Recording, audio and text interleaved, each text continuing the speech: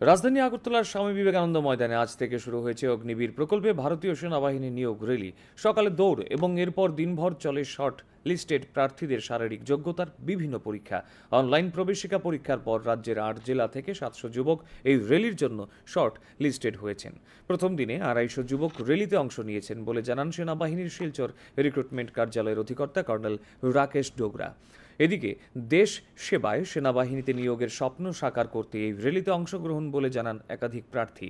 সেনাবাহিনীর শিলচর কার্যালয়ের উদ্যোগে আগামী ২৩ আগস্ট পর্যন্ত চলবে এই র্যালি।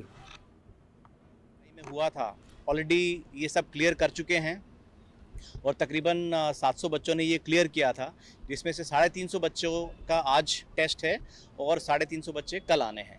तो आज तकरीबन हमारे पास में 250 के आसपास बच्चे आए हैं जिनका हम फिज़िकल टेस्ट कर रहे हैं। मॉर्निंग में सुबह 6 बजे से हम लोगों ने उनका रनिंग टेस्ट किया और उसके बाद में फिज़िकल टेस्ट, फिज़िकल मेजरमेंट और डॉक्यूमेंटेशन चेक्स किए जा रहे हैं। তো আমি অগ্নিবীরটা চুজ করার কারণ আমি সেনাতে যাওয়ার পরে দেশের জন্য কিছু করতে চাই।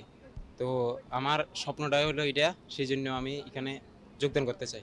তো আমার ছোটোবেলা থেকেই ফৌজিতে মানে আর্মিতে যাওয়ার খুবই ইচ্ছা, কারণ এটা একটা দেশ সেবার কাজ যেটা সবাই করতে পারে না। যাতে আমি লিপ্ত হলে আমি নিজেকে অনেক বড় গর্ববোধ মনে করব। এটা শুধু একটা চাকরি নয়, এটা আমাদের ছোটবেলার ইমোশন এবং দেশের জন্য কিছু একটা করা এবং দেশ ভারত মাতার জন্য কিছু একটা করতে পারা।